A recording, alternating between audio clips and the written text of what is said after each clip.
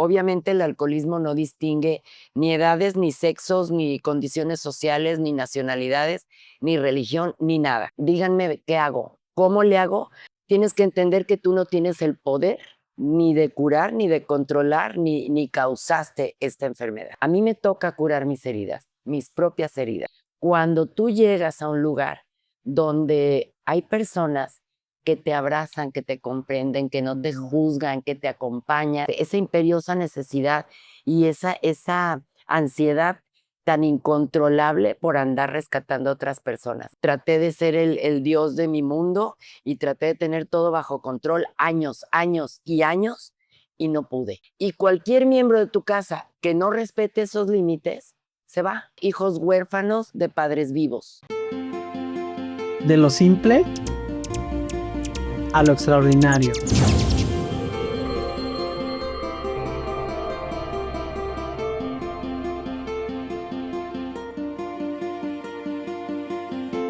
Bienvenidos.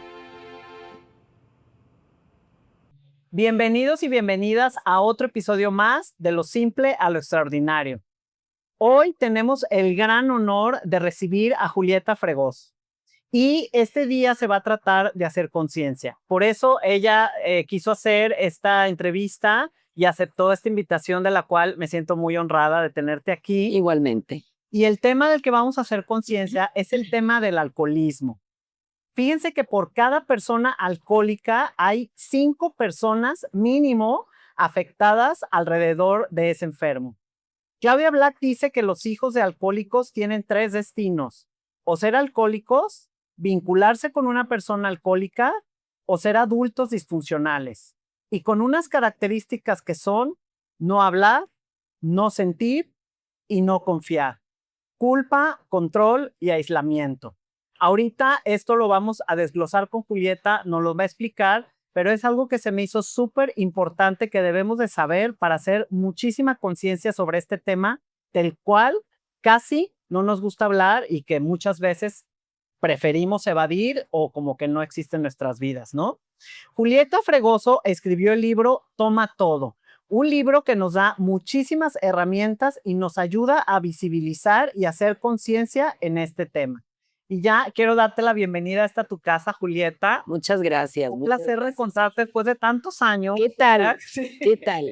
Estoy fascinada de volverte a encontrar y verte también. Ay, qué linda, pues es recíproco y pues qué padre que ahora estés levantando tu voz para hacer conciencia y para hablar desde un poco de tu propia experiencia personal con este tema que ha roto tantas familias y que trae tanto dolor a tantas personas, Así es. ¿verdad? Entonces yo quisiera empezar preguntándote, ¿cómo es el camino en tu vida que te lleva a adentrarte en este tema? ¿Cómo empieza todo esto? Híjole, es que yo estoy segura de que por alguna razón el destino me pone las circunstancias para que yo pueda iniciar este proceso de rescate a mí misma. A ver. Primero que nada, bueno, tuve un divorcio. Mi divorcio me pegó muy, muy fuerte después de 17 años y yo no sabía de dónde agarrarme. Fui a pedir ayuda a unos grupos de autoayuda, que la verdad es que me sirvió muchísimo este acompañamiento entre personas que se comprenden. En ese momento mi duelo era un divorcio. Después yo sigo en el trayecto de la vida y empiezo a convivir con ciertos familiares que estoy viendo que tienen el problema de, no sabía yo que tenían el problema de alguna adicción, ¿no? De algún consumo de sustancias. No sabía yo que esa era una enfermedad. Sin embargo, su forma de consumir me estaba afectando. Yo empecé a perderme a mí misma. Yo empecé a querer controlar, a querer resolver. Empecé a sentirme como responsable, culpable, resentida, insuficiente. Empecé a perderme finalmente. Entonces es ahí donde yo acudo a un grupo de alcohólicos anónimos para preguntar, díganme qué hago, cómo le hago para que esta persona, la cual me está afectando, o estas personas, su forma de beber o de consumir, ¿qué hago con ellos? Ajá. Y entonces los miembros de AA me dijeron, nada, Yo dije, ¿cómo? A ver, Explíqueme. explícame. Nada. O sea, tienes que entender que tú no tienes el poder ni de curar, ni de controlar, ni causaste esta enfermedad.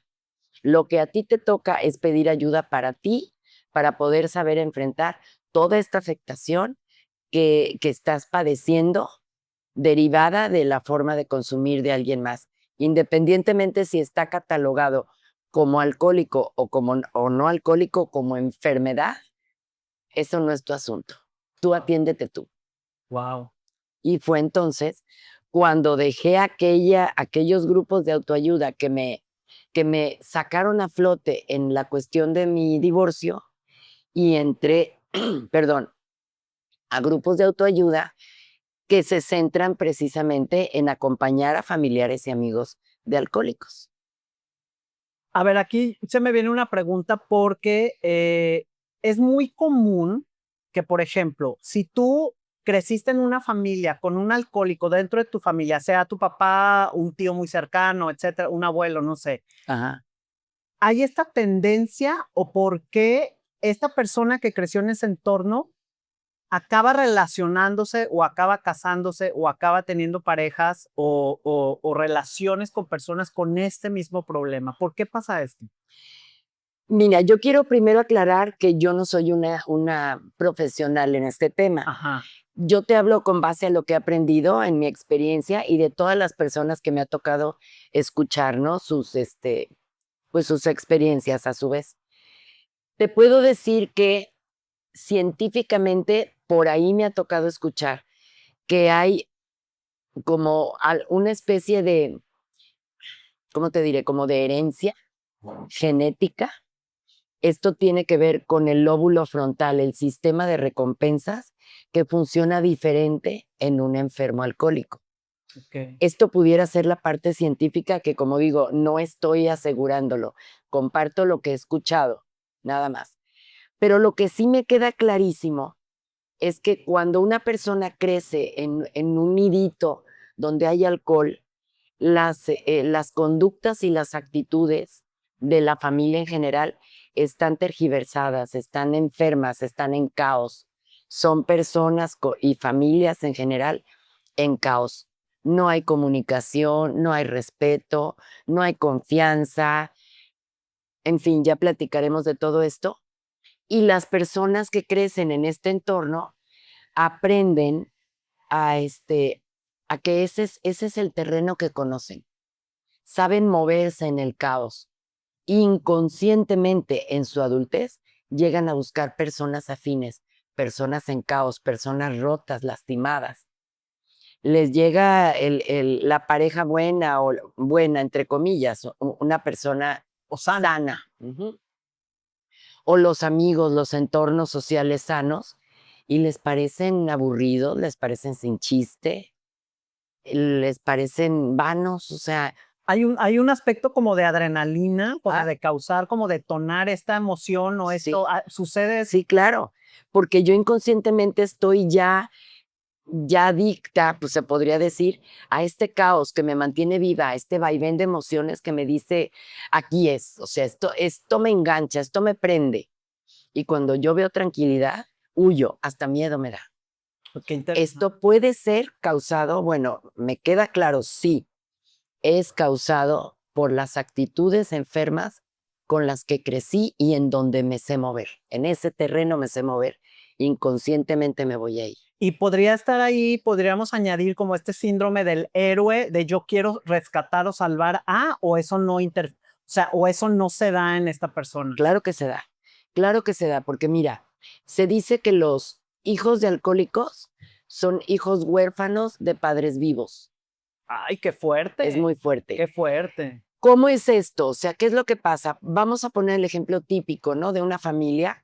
Obviamente el alcoholismo no distingue ni edades, ni sexos, ni condiciones sociales, ni nacionalidades, ni religión, ni nada. Pero vamos a poner un caso típico para poderlo explicar. Haz de cuenta que en una familia, papá está enfermo de alcoholismo, Ujú. es disfuncional, no cumple con sus responsabilidades, falta a casa, no cumple promesas, hay carencia en casa, en fin. ¿Qué pasa? Mamá contaminada, afectada por el alcoholismo de papá, se pierde a sí misma y se dedica a andar haciéndose cargo de papá. Ujú. ¿Dónde estás? ¿Qué estás haciendo? No diste lo suficiente. Yo me pongo a trabajar, yo me hago cargo, yo rescato, yo resuelvo y los hijos quedan olvidados. Hijos huérfanos de padres Wow. vivos. Ujú. ¿Qué pasa con los hijos? Esto se llama familias sistémicas. Se llegan a reacomodar los papeles. Si papá no funciona, mamá toma la responsabilidad que debería de tener papá.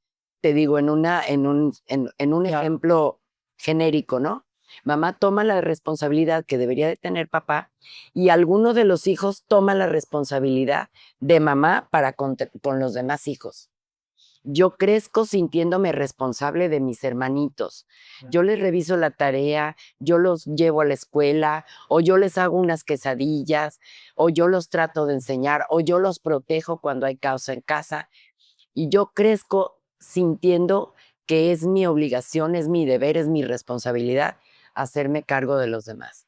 Entonces somos personas totalmente controladoras, volcadas en la vida de los demás sin querer ver la nuestra, perdidos y borrados, anulados de nosotros mismos. Esto se puede llamar codependencia. Me gustaría que nos explicaras y nos hablaras sobre la codependencia, porque se me hace un tema súper interesante y muy importante porque podemos ser codependientes de muchísimas cosas, ¿no? Y la codependencia creo que tiene como resultados negativos, no sé si positivos, pero ya tú nos dirás.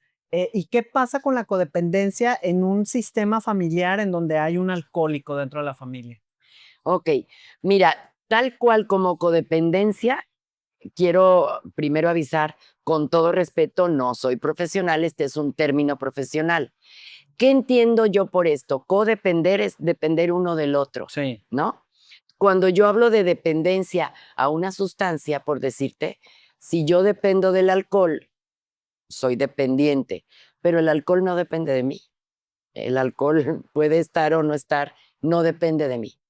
En las relaciones donde dos personas dependen una de otra, es ahí donde se viene el caos, le llaman familias muégano. A ver. Estos dulces que son Sí. así todos pegaditos, tienen que estar así, aunque estén apretados, aunque estén incómodos. Si uno se despega, los demás se rompen. Entonces, yo, en este caso, yo aprendí a hacerme cargo de los demás. Yo necesito sentirme útil, sentirme valiosa, resolviéndole todo a todos. Anulo a los demás porque les robo la dignidad de hacerse cargo de sí mismos. Pero como los demás también así crecieron, dependen de mí, porque yo soy la que puedo, yo soy la que rescato, yo soy la que resuelvo. En el momento en el que alguno de esos que dependen de mí dice, con permiso, yo me independizo de tu yugo, o sea, yo me rompo. ¿Cómo es posible tanto que te di, tanto amor, tanto que me sacrifiqué por ti? Yo me estoy rompiendo. No logro entender que es sano este desprendimiento, es independizarse, es aprender a ser yo mismo, porque en cierto momento, en las circunstancias caóticas en las que crecimos, este reacomodo de la familia nos ayudó a sobrevivir. Fue útil. Tú me dices, ¿qué beneficio tiene la codependencia? Sí. Tomándolo desde ese punto de vista, nos tuvimos que reacomodar de alguna manera como familia para lograr sobrevivir ante ese caos y ese abandono. Pero ya crecí, ya puedo hacerme cargo de mis emociones, voltearme a ver cuál es realmente mi responsabilidad y ser consciente que mi responsabilidad es primero hacia mí misma, que no tengo el poder de hacerme cargo de los demás y que al hacerlo les estoy quitando su dignidad y como se dice vulgarmente y tan comúnmente, les estoy cortando sus alas al no dejarlos resolver sus asuntos. Porque es como decirle, tú no puedes, tú eres débil, tú no tienes las fuerzas, ni las herramientas, ni la conciencia. O sea, Pero aquí estoy yo, ajá, yo te voy a decir aquí cómo. estoy yo, la ¿No es el héroe todopoderosa. ahí, el salvador? Claro que es el salvador, pero en un sistema distorsionado. Okay. O sea, yo puedo tender la mano a algún ser querido, claro que sí, pero cuando yo crecí con este sistema distorsionado donde sentía que los demás eran mi responsabilidad al grado de olvidarme de mí misma, entonces esto ya no es sano. Okay. Fue necesario en su momento para sobrevivir. Ok, entonces de aquí esta frase que me encantó, que viene en el libro de no hacer por nadie cualquier cosa que esa persona pueda hacer por sí misma. Así es. Pero esto es fuerte, es doloroso y me gustaría que nos compartieras con este familiar qué tuviste que hacer y cómo lograste hacerlo, porque Ajá. no es nada fácil, No, no es ¿no? nada fácil. Entonces, sí nos puedes compartir, porque me imagino que muchísimas personas están atravesando por esto, desgraciadamente, y ¿de dónde te agarras? ¿Qué tomas? ¿Qué pensabas? ¿Cuál era tu conversación interna para poder lograr lo que lograste? Híjole, vamos a entrar Sí. en ese asunto. Sí. Cuando yo empecé a sentir que perdía a mi ser querido y sobre todo que me estaba perdiendo a mí, cuando ya no dormía, cuando me sentía culpable de su consumo, cuando me sentía responsable, yo decía en qué fallé, qué me faltó, estaba yo latigándome mucho, ¿no? Primero que nada, fui con un psiquiatra y le expliqué la situación y el psiquiatra me dijo, no es tu responsabilidad. ¿Cómo no? ¿Cómo no? Si es alguien que siempre ha estado bajo mi abrazo, bajo mi, ¿cómo se dice? Cuidado, Mi cuidado. ¿Cómo no va a ser mi responsabilidad? No, ya es una persona adulta. Lo que a ti te toca es cuidar de ti. Eh, y, y lo que tienes que hacer, esto me dijo el psiquiatra, lo que tienes que hacer es definir muy bien cuáles son los límites en tu casa como autoridad y comunicarla a los miembros de tu casa. Esto como para que lo entiendan y lo sepan y lo tengan bien claro. Y cualquier miembro de tu casa que no respete esos límites, se va. Yo le decía, pero ¿cómo lo voy a correr? Entiende, no lo estás corriendo. Se va porque conociendo los límites, no los respetó. Es como su elección. Él está eligiendo, Totalmente su ¿no? O elección. ella está eligiendo. Ajá. Y como una persona adulta, regálale la dignidad. ¿Sentiste miedo? Mucho. ¿Qué hiciste para que ese miedo no te limitara en hacer lo que tú sabías conscientemente que debías de hacer? ¿Cómo Ok. manejas el miedo? Muy difícil, es muy difícil, pero entonces fue cuando yo, para poder aprender a manejar este miedo, me arrimé a grupos de autoayuda que especialmente apoyan con sus experiencias y con su esperanza y con sus conocimientos a personas que estaban en esa situación en la que yo estaba. Si yo me pongo a reflexionar que son hermandades, son grupos que tienen más de 80 años en muchos países del mundo, ayudando a tanta gente a sobrellevar esta enfermedad, esta afectación por la enfermedad del consumo de alguien más, dije, no pueden estar equivocados. Tengo que obedecer. ¿Confiar? Claro, Tienes que confiar. tengo que confiar. Pero empecé a simular que confiaba, porque en realidad no confiaba. Porque seguía el miedo ahí. Claro. Ay, qué O fuerte. sea, yo empecé a simular que confiaba. Yo veía lo que otras personas, platicaban de sus experiencias, y yo me quería aferrar a la esperanza de que ojalá que yo tenga esta fuerza y esta congruencia, esta cordura para poder mantenerme Ujú. en lo que ahora me están diciendo que sí puede servir, porque todo lo que yo había intentado anteriormente no había funcionado. ¿Y qué empezaste a hacer? O sea, ¿qué empezó a suceder para que tengamos un ejemplo como más real y Ajá. más práctico y que, repito, muchísima gente debe estar viviendo esta circunstancia, como para darnos cuenta que sí se puede? O sea, ¿qué Sí. empezaste a...? Primero que nada, a comprometerme con este proceso. O sea, aunque me duela, le voy a seguir. Ujú. Y en el momento en el que yo me vi en la postura de decirle a mi familiar, estas son las reglas y si no las sigues, tú vas a decidir que no puedes vivir aquí, Mi familiar me dijo, acabo de decidir que ya no voy a vivir aquí. Se me chinó la piel, pero ¿qué pasó contigo en ese Pues momento? temblé, se me hizo un nudo en el estómago y dije, creo que esta es la prueba de fuego, o sea, de mi corazón salió adelante, ¿cuándo te vas? ¿En qué te ayudo? Intentando, simulando confiar en lo que yo había aprendido. Claro. Se fue, le ayudé a su cambio, Sí. a su mudanza, y me dijo, te prometo que no te voy a fallar. Y yo le dije, es que a mí no me estás ni fallando ni ayudando. Esto se trata de ti. No te falles a ti. Wow. Pero obviamente me regresé a casa y estaba rota totalmente.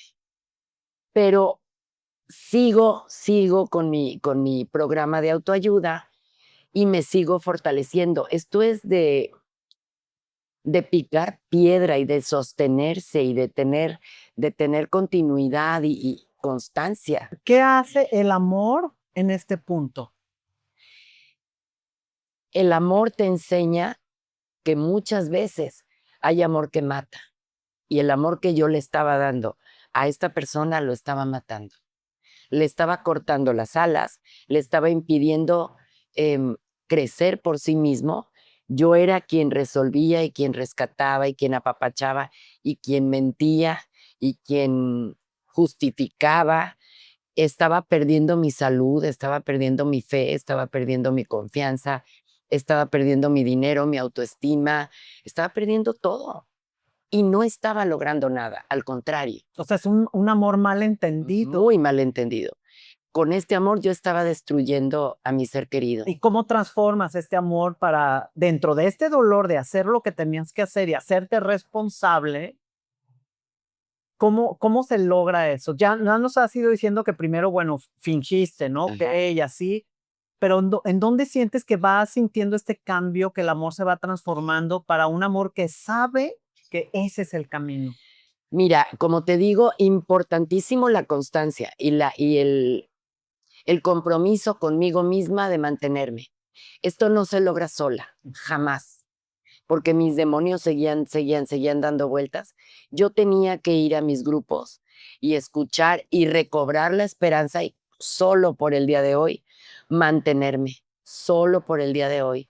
Es trabajar en mí misma y también trabajar en esa fe que yo no tenía, en que hay algo o alguien con un poder infinito que sí tiene la capacidad de rescatar a cualquier persona, pero es su decisión y es su poder superior, no el Ujú, mío. ujú. Yo tenía que ponerme en manos del mío, aprender a conocerlo, aprender a confiar, o sea, fue una época, ¿Cuánto tiempo fue este proceso? no te lo sabría decir con exactitud, pero sí sé que fue un día a día y a lo mejor duró un par de años, Wow. porque mi familiar me dijo, me independizo, pero puedo comer aquí en tu casa.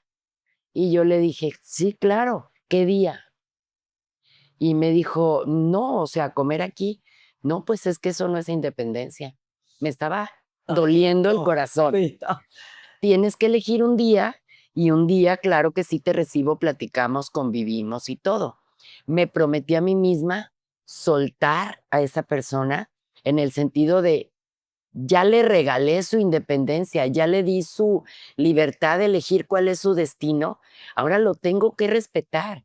No voy a ir a tocarle a donde ahora vive, a ver qué está haciendo, a ver con quién llega, a ver a qué horas llega. No, tiene que vivir sus consecuencias. ¿Cómo logras sentir que ese soltar no es un abandono? Te voy a platicar una alegoría. Esta me la platicaron a mí, me sirvió mucho. Sí. Haz de cuenta que tú tienes a tu ser querido que está a punto de irse por un precipicio, a punto de irse. Y tú con todo tu amor llegas y lo agarras para que no se vaya, pero lo agarras suavecito, suavecito para no lastimarlo. ¿Qué tal que lo vaya yo a rasguñar al darle un jalón? ¿Qué tal que le vaya a dislocar el brazo? ¿Qué tal que al jalarlo se raspe con una rama, con una piedra? No, suavecito, agárralo suavecito. ¿Sabes cuál es el riesgo que corres? Se te va a ir por el Sí, acantilado, se va a resbalar. por el precipicio. Agárralo fuerte, no importa que le arranques el brazo, que se lo disloques, que se raspe, que le duela, no importa, lo vas a rescatar. Ah, qué bueno. En este caso es al revés. O sea, lo quieres rescatar, lastímalo si es necesario, pero no lo estés apapachando. Se te va a ir al precipicio, entiéndelo. Qué buen ejemplo, ¿eh? Gracias porque sí lo pone muy gráfico y podemos entender también esta parte del proceso que pasan las personas que eligen como tú, Ah, ¿no? Este amor bien entendido para sí, salvar y para rescatar a un ser querido, sí. ¿no? Porque hubo momentos en que tú veías que pues le estaba yendo mal. No, yo decía, voy, O sea, me toca entrar. exacto, No, exacto. no. ¿Cómo te vas frenando? O sea, ¿cómo vas consiguiendo este proceso de rescatarte tú y rescatarlo a él? Es que te digo, es un proceso donde se mezclan muchas cosas. Ujú, Primero, estar consciente de que no tengo la capacidad de resolver a futuro a todo mundo, ujú. solo de mantenerme serena yo hoy. Entonces, para lograr eso, necesito el apoyo de mucha gente que me dicen, a mí me pasó lo mismo y yo lo logré así y así y así. Salgo con más esperanza y con más serenidad Ujú. de todas estas juntas. Ajá, Uno. Dos, también al mismo tiempo voy escuchando cómo las demás personas han decidido dejar todo lo que más aman en manos de un poder superior, cualquiera que sea su okey. idea, que sí tiene la fuerza y sí tiene la capacidad de resolver lo que no está en mis manos. Entonces yo fui adquiriendo también, primero, la aceptación de que había un poder superior también a cargo de mí, Ujú. que había, aparte de la aceptación, ahora sí la conciencia, y posteriormente estar como alerta para estar viendo la manifestación de ese poder superior en mi día a día, que me iba reconfortando para continuar este proceso, ¿no? No te das cuenta, yo no te puedo decir, esto dura 3 meses o dura 3 años, No. no te lo puedo decir, cada caso es diferente. Lo que sí te puedo asegurar es que si yo me mantuve constante, firme, consciente de que sola no podía y acudí a pedir esta ayuda tan valiosa, solo así me pude mantener en el camino. Aquí estás diciendo el reconocer que yo sola no podía. Viene el tema del ego en el alcohólico y en uno mismo. Ajá. ¿Qué es el ego? ¿Cómo podemos controlar al ego para aceptar que solos no podemos, que necesitamos un poder superior, que qué pasa con el tema del ego tanto en el alcohólico como en el familiar? Ay, híjole, son términos también Sí, sí, pero profesionales, sí, pero pero te hablo desde mi experiencia. Desde mi experiencia, el ego o sea, el ego se desquebraja y se rompe cuando yo me rindo, cuando yo me derroto, cuando ya traté de ser el dios de mi mundo y traté de tener todo bajo control años, años y años y no pude. Cada quien encuentra el momento donde dice, me rindo, ya no puedo. que es también como el tocar fondo del alcohólico. Ajá, exactamente. Y te vas al primer paso donde dice, soy incapaz, no puedo, me rindo. Hasta aquí llegué, necesito ayuda. Se rompe el ego, porque generalmente tiene uno que llegar a ese punto, ¿no? Ujú, ¿Cuál es ese punto? El de cada quien. Te pongo un ejemplo. A lo mejor para una señora casada con una persona alcohólica, a lo mejor esa persona, como creció en un hogar alcohólico, puede llegar a ver hasta normal las faltas al respeto, las ofensas, las faltas al hogar, las llegadas tarde, incluso los golpes, las agresiones, y puede seguir considerando que eso es normal y no tocar fondo hasta que pase algo realmente extraordinario. Y me ha tocado escuchar testimonios de violaciones a los hijos, o sea, cosas muy Horrible. fuertes. Eso puede ser el tocar fondo para una persona. Para otra persona que a lo mejor lleva una relación con un alcohólico funcional, pero que en algún momento le llegó a hablar mal o le dio una cachetada, ese es su fondo. ¿Me explico? Sí, Cada quien tiene sus diferentes fondos, muy respetables todos, pero cada quien va encontrando ese momento donde yo llego a decir, me rindo, no puedo solo, me derroto, ¿quién me ayuda? okey. Y a la hora de ir a estos grupos, te das cuenta que hay más personas que estuvieron donde tú estás y que encontraron esta ayuda y han logrado mejorar muchísimo su vida, independientemente si la persona alcohólica sigue bebiendo o no, independientemente si la persona alcohólica sigue presente en sus vidas o no. Okey, okey. ¿Qué pasa con este familiar? O sea, ves que la sigue pasando mal, etcétera, etcétera, etcétera. ¿Cómo llega este momento en que hay este reconocimiento por parte de esta persona para, por fin, hacer una vida distinta y reconstruirse? Re No le gustó lo que estaba viviendo. No le gustó porque había abandonado estudios, había abandonado planes, tenía trabajos muy mal remunerados, trabajos físicos. Me llegaba a comentar que estaba físicamente muy cansada esta persona, que no le alcanzaba lo que ganaba, y yo con todo el dolor de mi corazón decía: "Sí, te entiendo". ¿No te Así. no te pedía dinero? No, no. Yo decía: "Te entiendo, así sucede cuando las personas trabajan físicamente y no con su mente. Son mejor, digo, son peor remunerados y más cansados físicamente, te entiendo". Entonces, obviamente me dolía el corazón, pero yo estaba bien agarradita de una red de apoyo que me decían: "Aguanta, vas bien, aguanta".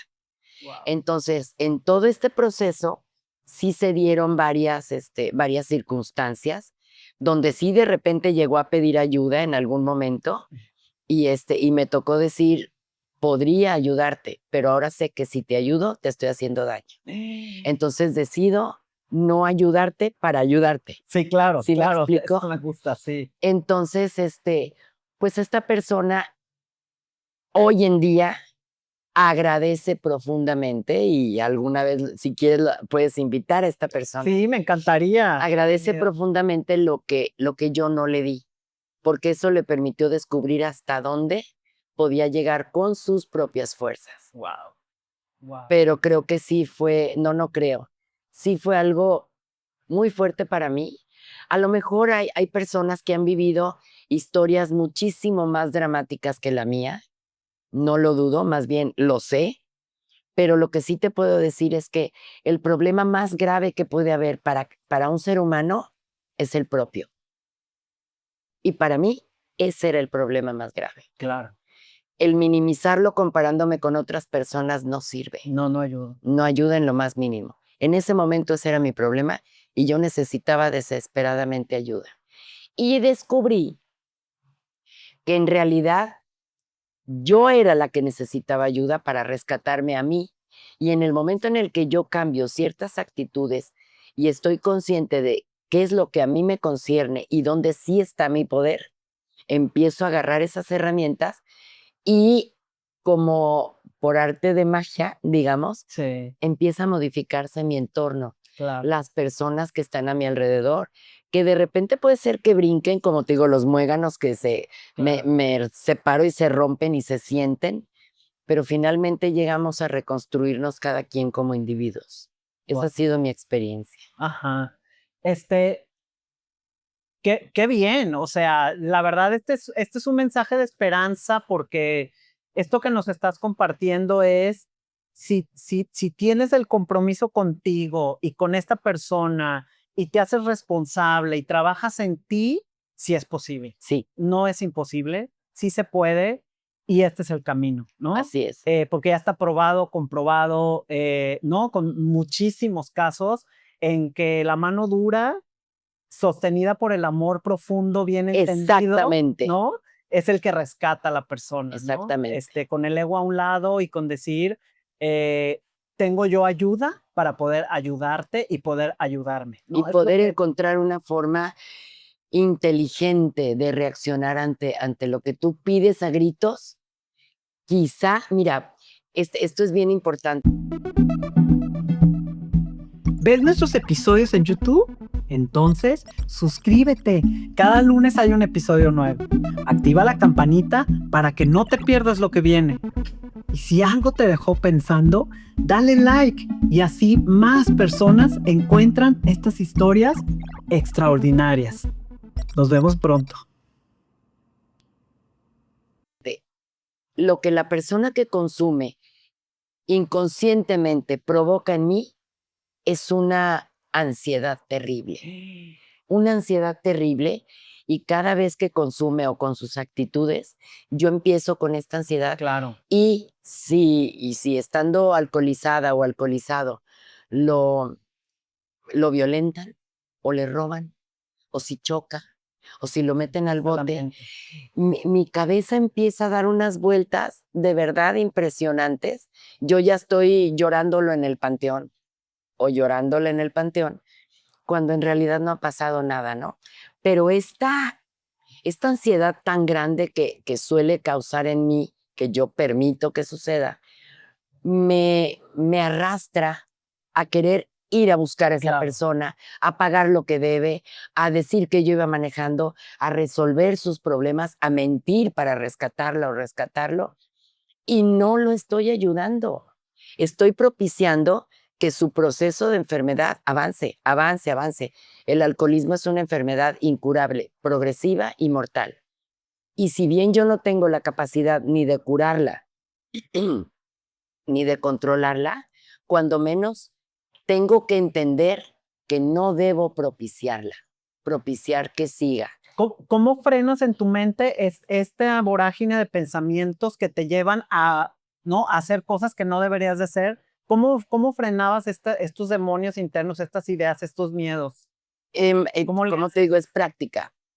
A la hora que se vienen, porque se vienen, vienen? Sí, claro, es normal. yo trato de respirar un poco, de recobrar un poquito la calma y recordar a fulanita de tal que se sintió igual que yo, recordar a perenganito de tal, qué hizo, a dónde recurrió, qué leyó, de qué frase se agarró, o sea, un ratito de calma. Y también tengo en este programa siempre una persona cercana a la cual yo hablarle en momentos de crisis y decirle, me está pasando esto, estoy a punto de ir a rescatar. Y esta persona me recuerda todo lo que juntos hemos aprendido y me ayuda a recobrar un poquito de calma antes de tomar una decisión inconveniente. Claro. Entonces, como te digo, esto es un aprendizaje, es un proceso. A lo mejor al principio yo voy a seguir rescatando y resolviendo, no sé, cierto tiempo. Después, una vez me animo a mantenerme al margen y veo que no pasó nada, veo que el resultado fue bueno. Entonces, doy otro pasito más y vuelvo a animarme, y se van espaciando lo que viene siendo mis intervenciones equivocadas, como para dar paso a ese respeto y esa dignidad que me merece mi ser querido. Wow. Entonces, hay que tenernos paciencia, pero como dicen, lo importante no es un día, lo importante es día 1. Ya, empieza hoy y empieza a entrenar tus emociones, empieza a entrenar tu espíritu, empieza a fortalecer tu fe en lo que tú quieras, para que poco a poco vayas viendo esos cambios en ti y ya no tengas, ay, me agarré, y ya no tengas esa imperiosa necesidad y esa ansiedad tan incontrolable por andar rescatando a otras personas, que lo más probable es que vengas con ese patrón de rescatar a todo mundo desde tu niñez. Claro. Hay diferentes tipos de alcoholismo, ¿no? Ajá. Me gustaría que habláramos para también poder identificar los focos rojos, Sí. ¿no? De cuando recién empieza Y sí, quizá que nos compartieras un poquito de tu familiar, cómo empezaste a darte cuenta que había esta adicción, estaba empezando, para poder entender y dar como tips, ¿no? Y las personas que nos escuchan, pues a lo mejor les abre un poco la conciencia y los pone más atentos a estos focos rojos, ¿no? ¿Cuáles son los tipos de bebedores, ¿no? Y cuáles serían los focos rojos. Ok, mira, aunque ya sabemos que mi enfoque es más bien en los familiares, Sí. creo que sí es bien importante tener este conocimiento, ¿no? Ujú. Como cultura general. Hay 3 tipos de bebedores. Esto te lo dicen los miembros de AA, no lo inventé yo. Sí. 3 tipos de bebedores. El bebedor social es la persona que puede tomar una copa o 2, no hay ningún problema. De repente se puede agarrar una borrachera, ¿por qué no? Pero en su mente no está esa obsesión por estar tomando. Que me invitaron a un bautizo, pues me llevo la pachita porque seguro no va a haber ahí de tomar. O sea, no, están bien si hay o no hay, si toman o no toman. Este es un bebedor social, Ujú. no está enfermo de alcoholismo. El que sigue es el bebedor fuerte. Esta persona ya tiene un consumo más fuerte, quizá no más frecuente, o sí, no sabemos. Digo, es ¿Fuerte indistinto. te refieres a cantidad de alcohol? Puede ser frecuente o Ajá. fuerte. Ah, ok. Haz de cuenta, a lo mejor agarro 3 borracheras al año, Ah, pero en esas 3 borracheras hago pancho y medio. O puedo estar bebiendo constantemente. De repente hago un pancho, de repente no. A lo que me refiero es no tiene que ver con la frecuencia. ok.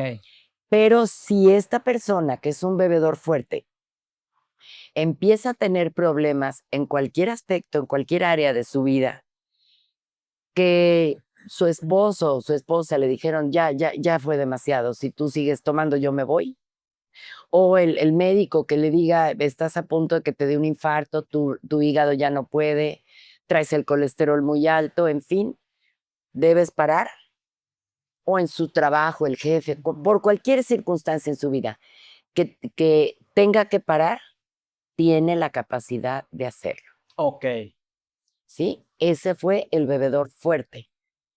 Todavía tiene la capacidad de parar ante cualquier indicio de que tiene que parar. Ahí todavía no hay riesgo de un alcoholismo. Bueno, acuérdate que es progresivo, Ah, ok. O, es o sea que si no progresivo. para, si elige en ese momento no parar y sigue, Puede ser, puede ser puede que. llegar Ok. a ser ya un bebedor problema o un enfermo alcohólico. Ok.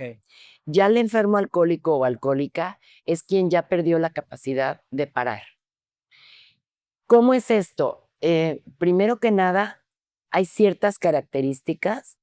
em, Ellos siempre o ellas siempre quieren una copa más. O sea, en su cabeza está lo que los científicos llaman la obsesión. Ok. La idea, ahorita que llegue, ahorita que salga el fin de semana, me echo mis vinos, tas, tas, tas. Es esta obsesión que se convierte en compulsión. Compulsión es el hecho, la acción de tomar, ¿no? Bueno, la acción de cualquier O cosa. sea, estas personas, por ejemplo, que piensan, ah, ya va a ser viernes, qué rico para echarme unos tequilitas ahí ya es como un foco rojo Es un foquito rojo. o sea, Sí. de poner el alcohol antes de decir, ay, a ver qué plan organizo, se me antoja ir a cenar, sino que ya viene en la cabeza ay, no, me urge que sea viernes para echarme unos tequilas. Ajá. Eso ya es riesgo. Ya ¿Es foco puede rojo? ser un foco rojo. Ok. Solamente la persona que lo padece lo puede determinar, ¿sí? Solamente cada quien sabe lo que hay en su cabeza. Sí. Pero si yo empiezo a ver que estoy contenta, tomo. Estoy preocupada, tomo. Estoy triste, tomo. Porque sí, porque no, porque tal vez, porque mañana, porque ayer, y todo lo relaciono con voy a tomar, Ok. ya hay un foquito rojo. Sí. Pero me refiero a que el foco rojo es para la persona enferma de alcoholismo. Para mi familiar, yo solamente, yo como familiar, solamente tengo que centrarme en si su forma de beber o de consumir me afecta, yo necesito ayuda, independientemente si es bebedor social, bebedor fuerte o enfermo alcohólico. O sea, me da pena que tome tanto, ya voy a una boda y ya veo que ya pidió otro y otro y yo ya estoy incómoda. ¿A eso te Sí, refieres? sí. O sea, sí, sí. Oye, nos invitaron los compadres a una reunión el sábado. Yo ya digo, ay no, ya sé el zafarrancho que va a ser. Ahí ya tienes que buscar. Yo ya tengo que buscar ayuda. Sí, ya ¡Guau! estoy perdiendo la capacidad de disfrutar socialmente.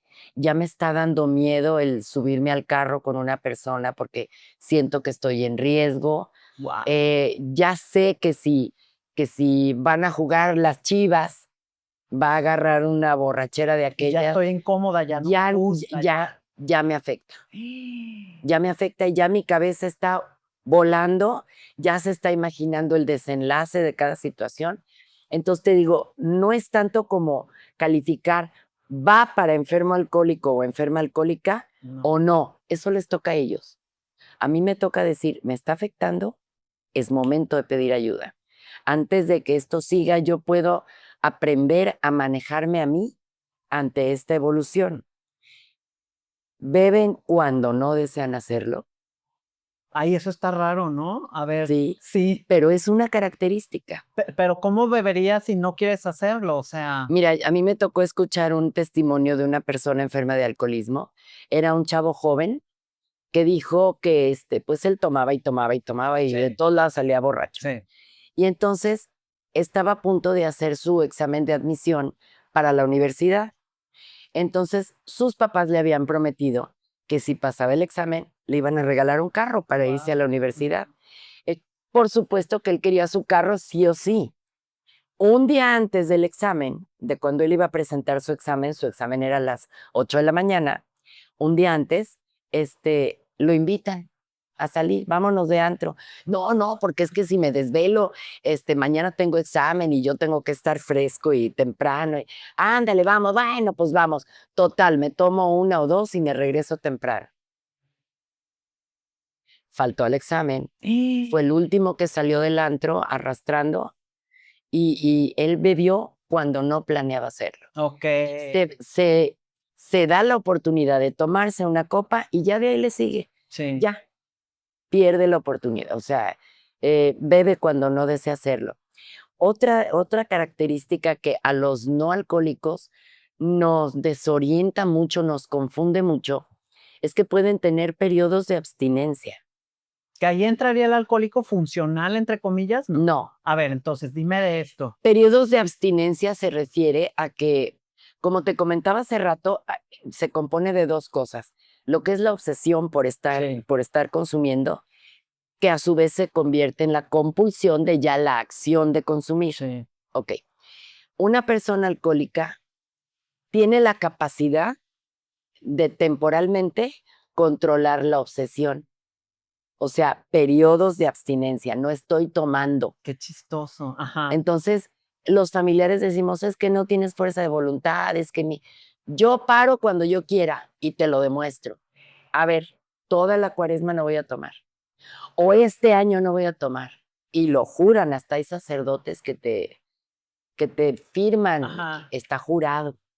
Y logran ¿Logran? Claro, logran periodos. La cuaresma, mientras mi hijo sale de la universidad, o, en fin, logran estos periodos de controlar la compulsión.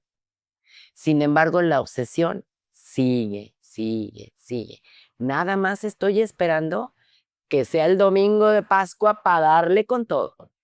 O nada más estoy esperando que se acabe el año. Donde está el límite de lo que juré o prometí, ahí voy a seguir mi consumo tal cual. Y el familiar entonces dice: "Ay, no, no es alcohólico, porque si pudo parar, Exacto, puede parar cuando quiera". exacto. Entonces nos confundimos, Sí. pero vuelvo a lo mismo. No te esmeres en diagnosticar a la persona. Voltéate a ver a ti. Si a ti te está afectando, si a ti te está sacando de tu centro, si a ti te angustia, si te sientes devaluada, ¿por qué si me prometió no me hace caso? ¿Por qué no cumple? No le importo, no soy suficiente. En fin, tantas emociones que se vienen. Voltéate a ver a ti. Arréglate tú independientemente si la otra persona está o no está, si la otra persona sigue bebiendo o deja de beber. Hazte cargo de ti. Es lo único que está en tus manos. Y ahí el tipo de ayuda sería ir con un psicólogo o a un grupo de ayuda. ¿Qué es lo más como recomendable sobre este tema? Mira, yo te puedo decir mi Mm. experiencia Ujú. y también como enriquecida con la experiencia de muchas personas. Es bien bonito cuando tú te sientes comprendido, cuando decimos que haces puente de comprensión con alguien más. Cuando tú llegas a un lugar donde hay personas que te abrazan, que te comprenden, que no te juzgan, que te acompañan, para mí ha sido mucho más sanador que un especialista, que un profesional. Sí. Y con esto no estoy devaluando en lo más mínimo a los profesionales. Claro que tienen una labor muy, muy valiosa en todos los sentidos. Sin embargo, me ha tocado escuchar personas que antes de pedir ayuda en estos grupos acudieron a algún profesional que no está enterado y no conoce la complejidad de esta afectación, que ha dado recomendaciones así como, pues emborráchate con él, escóndele las botellas, quítale el dinero. No tenemos esa capacidad. No. Esa persona, ese profesional, perdón, con todo respeto, no conoce la enfermedad del alcoholismo. No puede ayudar, pues, no puede ayudar como yo lo necesito. Entonces, si me preguntas para mí, sí o sí, grupos de autoayuda. Ok. Y se puede complementar con ayuda profesional de psicólogo, de psiquiatra, de especialista en adicciones, de sacerdotes, en fin, se Ok. puede complementar, pero mi sugerencia es arrímate con personas que saben dónde estás porque estuvieron ahí y están aprendiendo a salir todos juntos. Claro. Me gustaría que habláramos sobre el perdón Ajá. y la culpa. Creo que son dos, bueno, una es el acto de perdonar o de perdonarte y otro es el sentimiento, la emoción o el pensamiento de sentirte culpable porque el otro bebe o el bebedor se siente culpable y eso lo lleva a beber más, a beber más. ¿Me puedes hablar un poco sobre la culpa y sobre el perdón? Ok. Te puedo hablar desde mi perspectiva. Yo mucho tiempo me sentí culpable porque yo me sentía responsable de haber fallado en algo Ujú. o en mucho, para, tener esa consecuencia, ¿no? De un familiar enfermo, de un familiar consumiendo de una manera que yo no podía soportar. Me llenaba mucho de culpa. Cuando yo llego a pedir ayuda, ahí primero me hacen ver, ¿Por qué sentías culpa de que el otro bebiera como bebía? porque era una persona que había estado a mi cargo mucho tiempo, o sea, prácticamente toda su vida. Sí. Entonces, si yo me consideraba una guía, pues la guía había fallado. Algo hice mal, Claro, ¿no? Ah, ok. ¿Qué algo, estoy haciendo mal? algo hice muy mal o lo sigo haciendo muy mal. Entonces, Mm. para mí eso era una culpa porque yo sentía que en la mayor empresa, en la empresa más grande que me fue encomendada en la vida, había fallado. Con las personas que más me importaban había Ujú. fallado. Entonces, no me podía perdonar a mí misma lo que estaba pasando. Entonces, en este sentido, cuando yo voy a pedir ayuda, a mí me dicen algo muy valioso para mí, que fueron las 3 C. A ver. La enfermedad de alguien, llámese cualquiera, tú no la causaste, tú no la puedes controlar y tú no la puedes curar. Desde ese momento, partiendo de ahí, a mí, como te decía, soy muy obediente y esto me lo dicen personas que tienen más de 80 años cambiando vidas en todo el mundo. Dije, entonces yo no soy la culpable, yo no lo causé, no. Nomás tienes la opción de no seguirlo propiciando.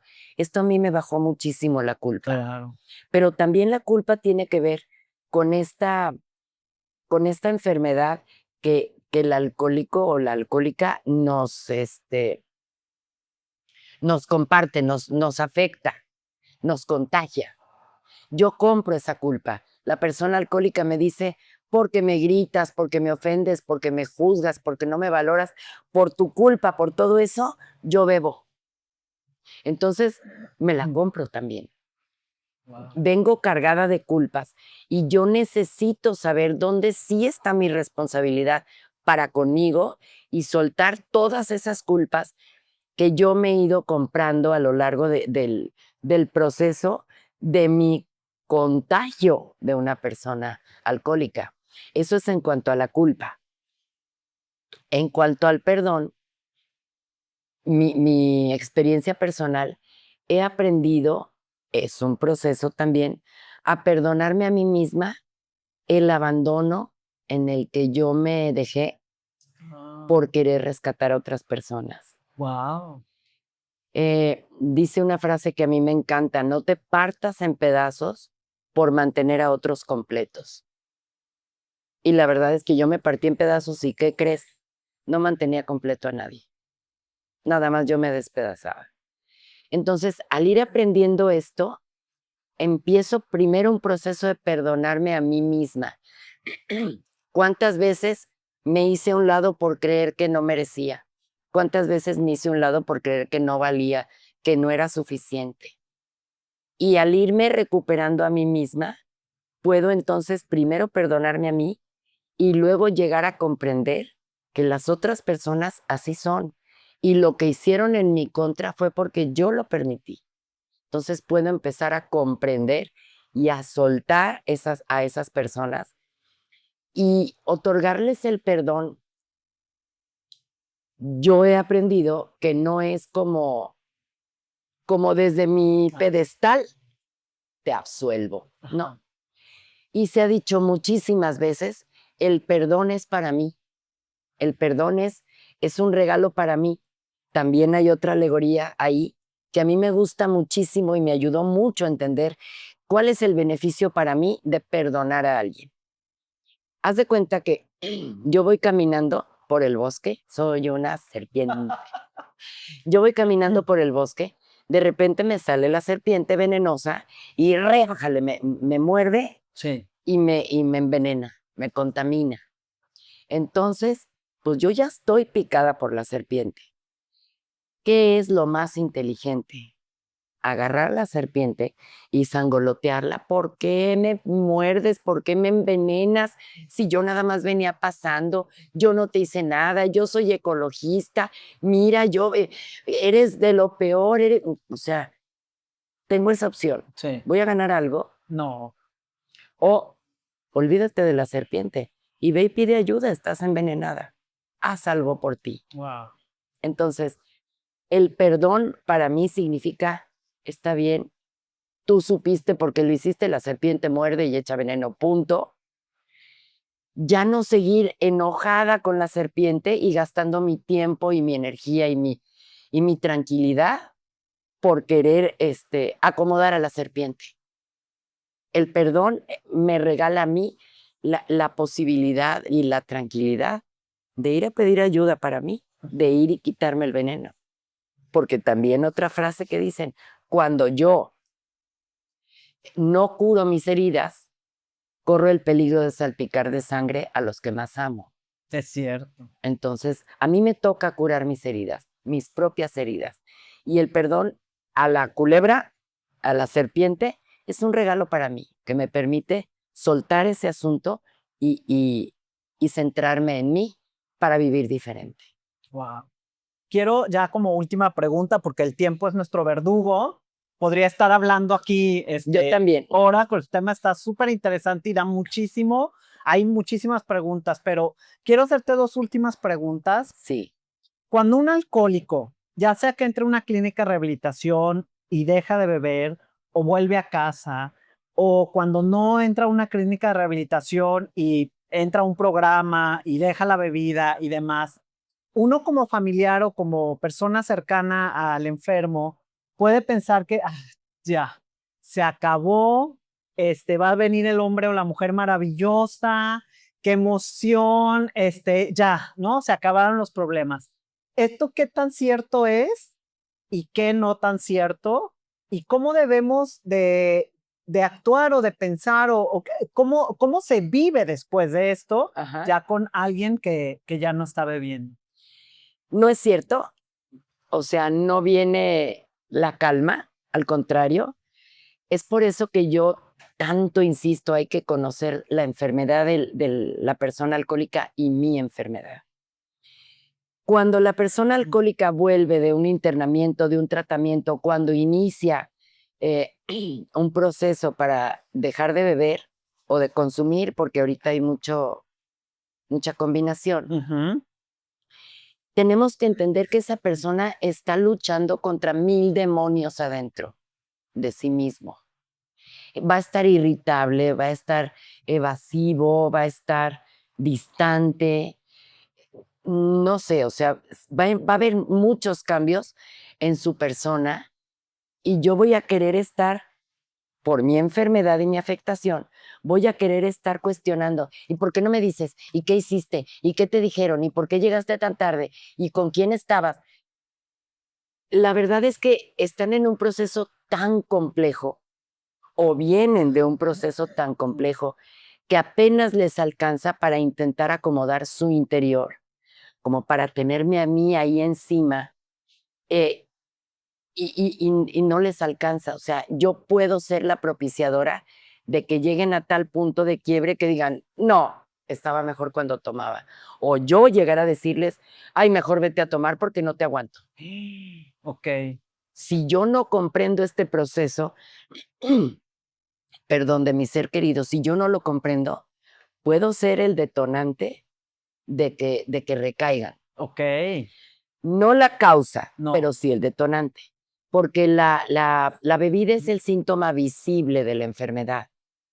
La verdadera enfermedad está en el espíritu, en las emociones, y tratan de anestesiarlo las personas alcohólicas consumiendo para anestesiar ese dolor. Pero si yo le estoy dale y dale y dale a ese dolor y picándole a la herida, eso no ayuda en nada absolutamente. Entonces se debería de seguir yendo a tener ayuda para seguirte el familiar tratándose para ir comprendiendo esta segunda etapa, Ajá, porque lo veo como un segundo camino, sí, ¿no? Que hay que tener paciencia, hay que tener compasión con uno mismo y con el enfermo, sí, ¿no? Y como respetarle su proceso de adaptación sí, a este nuevo sí, camino. sí. No, yo no diría hay que seguir yendo, hay que echarle más ganas, Ah, porque sí va a haber más caos, wow, qué bueno que porque lo cambia mencionas. la dinámica. Ajá. Ahora, es bien importante también, puntualizar. Yo no vengo a decir aquí que todo mundo tiene que comprender a su enfermo alcohólico y tiene que aguantarlo y tiene que No. quedarse ahí. Si yo decido quedarme, independientemente, como te digo, cada situación es muy particular, pero si decides quedarte, atiéndete, pide ayuda, pide orientación, cuál es la mejor forma de quedarme. Hay muchos casos donde de verdad es imposible, donde ya puede llegar a correr peligro mi vida y ahí sí es ponte a salvo, ¿no? Pero si yo decido quedarme, yo tengo que entender que la otra persona, como te decía, está luchando con 1000 demonios Ujú. y va a estar totalmente descompensada de sus emociones. Y yo lo más conveniente sería que muestre esta tolerancia, esta comprensión, esta paciencia y esta confianza.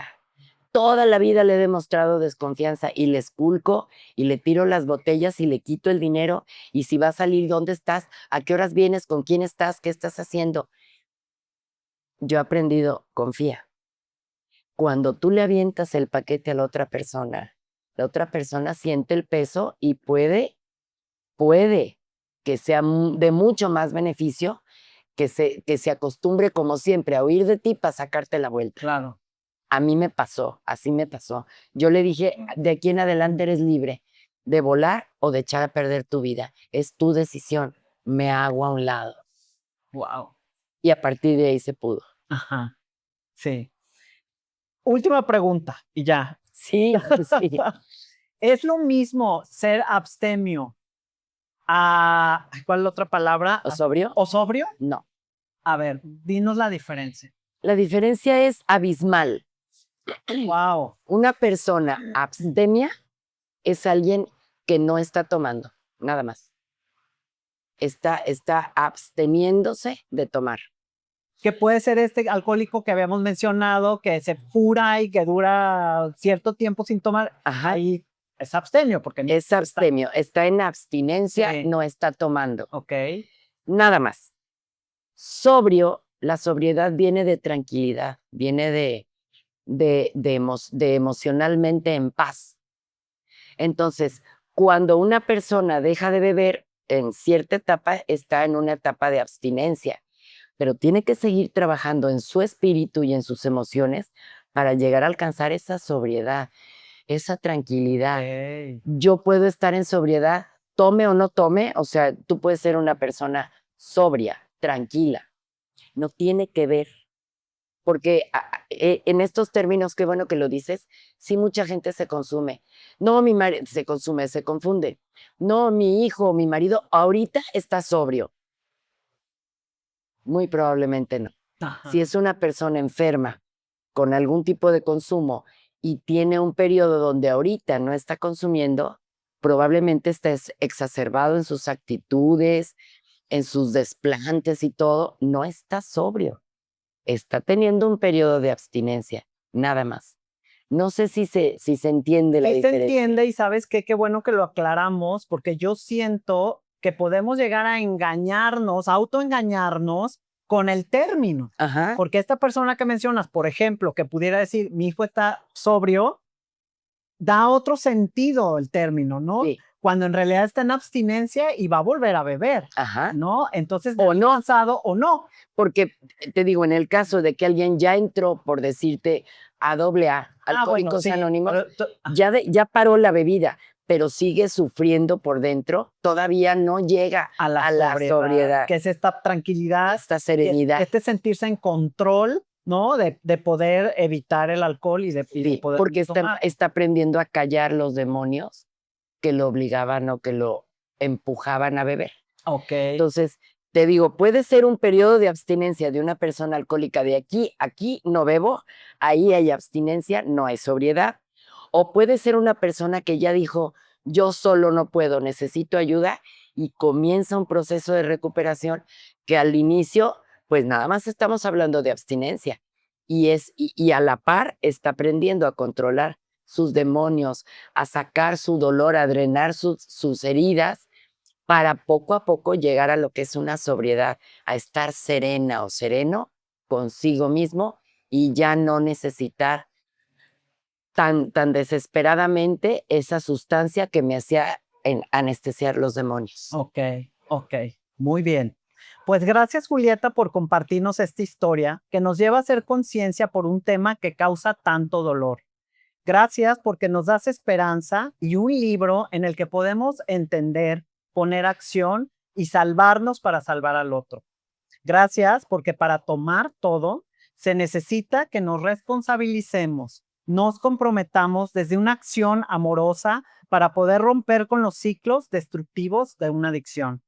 Gracias, muchas gracias, porque nos recuerdas que allá afuera existen las herramientas, Sí, que se puede pedir ayuda y que aunque no es fácil, siempre existe la posibilidad de tener una vida extraordinaria. así es. Muchísimas gracias y compren el libro de verdad.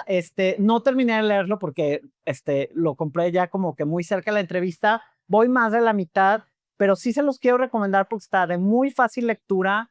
Van a entender muchísimo más cosas de las que hablamos en este episodio y es un libro chiquito que se echan de volada, pero que trae información súper importante. Si están atravesando por una situación de alcoholismo, de adicción, se los recomiendo muchísimo. Toma todo. Rapidísimo, ¿por qué toma todo el título? Tiene 3 sentidos. Toma todo primero porque la persona alcohólica procura tomar todo el alcohol que pueda. En otro sentido, porque la persona alcohólica toma todo de mí, toma mi tranquilidad, mi paciencia, mi fe, mi dinero, mi todo, mi salud, todo. Y en el tercer sentido, que es el que a mí más me importa, es que la persona que lo lea tome todo lo que pueda de estas letras para beneficio propio. Me encanta. Entonces, búsquenlo en Google, Está en Gonville, está en Amazon. en Amazon. Y si alguien está interesado en acudir a pedir ayuda, como tanto lo he repetido en este programa, en la contraportada del libro viene una sugerencia de dónde pueden ir a pedir ayuda. Muy bien. Entonces, ya tienen una herramienta, no la dejen de lado y nos vemos en el próximo episodio de Lo Simple a lo Extraordinario. Gracias por estar aquí.